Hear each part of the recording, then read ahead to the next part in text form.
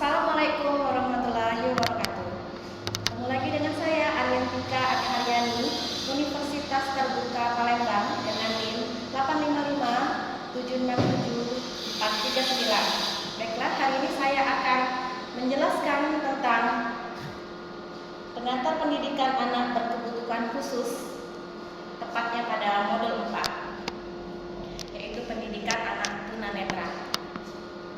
Baiklah, pendidikan anak tunanetra artinya anak tunanetra itu tentunya tidak bisa melihat dengan normal. Tunanetra bisa melihat dengan diameter terlebar jarak sudut pandangnya tidak lebih dari 20 derajat. Kemudian penyebab terjadinya tunanetra ada banyak ya, ada 7. Yang pertama, penyebabnya itu adalah kekurangan pigmen yang disebut dengan albinisme. Kemudian yang kedua, penyebab bawaan dari lahir atau bisa berkembang kemudian, yaitu ambliopia. Ketiga, buta warna. Penyebabnya bisa dari keturunan, keracunan atau penyakit retina. Keempat, cedera dan radiasi. Yang kelima, defisiensi vitamin A, yaitu kekurangan vitamin A yang akut. Keenam, glaukoma, dan ketujuh, katarak. Baiklah, sekarang saya akan menjelaskan pencegahan terjadinya ketunanetraan. Upaya WHO untuk menghindari kebutaan itu dapat dilakukan dengan berbagai macam ya. Yang pertama, memperkuat program kesehatan dasar mata. Yang kedua, mengembangkan pelayanan terapi dan pembedahan untuk menangani gangguan mata yang dapat disembuhkan. Yang ketiga, mendirikan pusat pelayanan optik dan pelayanan penyandang tunanetra. Kemudian strategi pencegahan terhadap ketunanetraan. Yang pertama, pencegahan primer, yaitu pencegahan terjangkit penyakit. Yang kedua, pencegahan sekunder, yaitu pencegahan timbulnya komplikasi yang mengancam penglihatan. Kemudian yang ketiga, pencegahan tersier, yaitu meminimalisir ketunanetraan. Selanjutnya, dampak ketunanetraan terhadap kehidupan seseorang. Proses penginderaan organ penginderaan berfungsi memperoleh informasi dari luar diproses dalam otak. Semua informasi tersebut yang akan diproses di otak melewati 3 prosesor dalam bentuk linguistik, non-linguistik, dan afektif. Kemudian, latihan keterampilan penginderaan. Jadi kalau kita melatih keterampilan penginderaan ada 3. Yang pertama, indera pendengaran. Jadi anak yang buta tidak bisa melihat, kita bisa melatih dengan indera penginderaan seperti mendengar suara-suara kecil yang ada di sekitar rumah. Contohnya seperti tetesan air, keran bocor, dan sebagainya.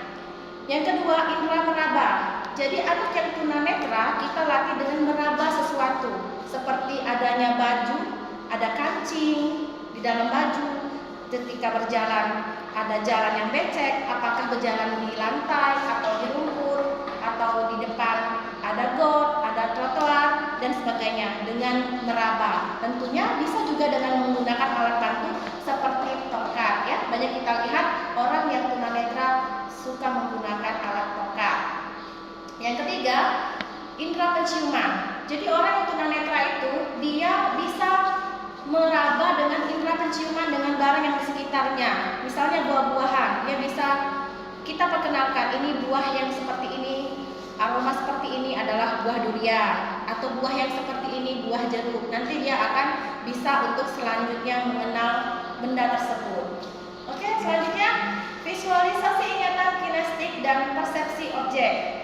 Visualisasi ingatan kinestik dan persepsi objek perlu dilatih dalam ingatan visualisasi agar dapat mengenal benda di sekelilingnya, mengingat letak benda di sekelilingnya. Jika masuk ke ruangan perlu disampaikan gambaran tentang ruangan tersebut. Jadi mengenal dengan lingkungan yang ada di sekitarnya. Ingatan kinestik perlu dilatih gerakan mengenai jalan, belok lurus dengan tanpa menggunakan tongkat. Misalnya biasa di dalam rumah 2 meter lagi akan belok, tentunya juga tidak lupa dengan sambil meraba. Kemudian persepsi objek, yaitu kemampuan yang memungkinkan individu tunanetra itu menyadari siswa bahwa suatu benda hadir di samping meskipun tidak memiliki penglihatannya. Selanjutnya saya akan menjelaskan bagaimana kita membantu seseorang yang tunanetra. Jadi ada 2 cara. Yang pertama kita menuntun orang tunanetra, yang kedua dengan cara mengorientasikannya.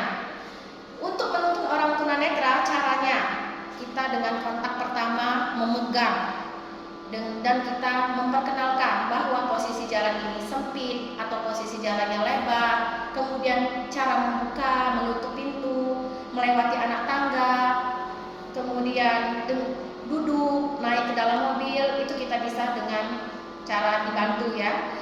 Kemudian dengan cara mengorientasi, maksudnya di sini jika kita ingin membantu anak yang tunanetra, kita harus ngomong terlebih dahulu bahwa 2 meter lagi akan ada tikungan, 5 langkah lagi ada lubang.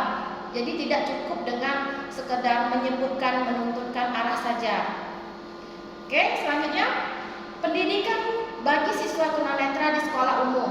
Tentunya di sekolah umum ini ada sekolah yang benar-benar khusus untuk menangani anak yang tunanetra.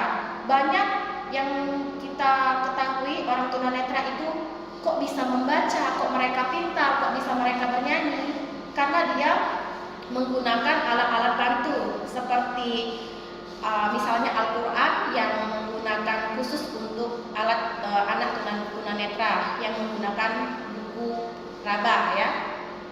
Lanjut. Jadi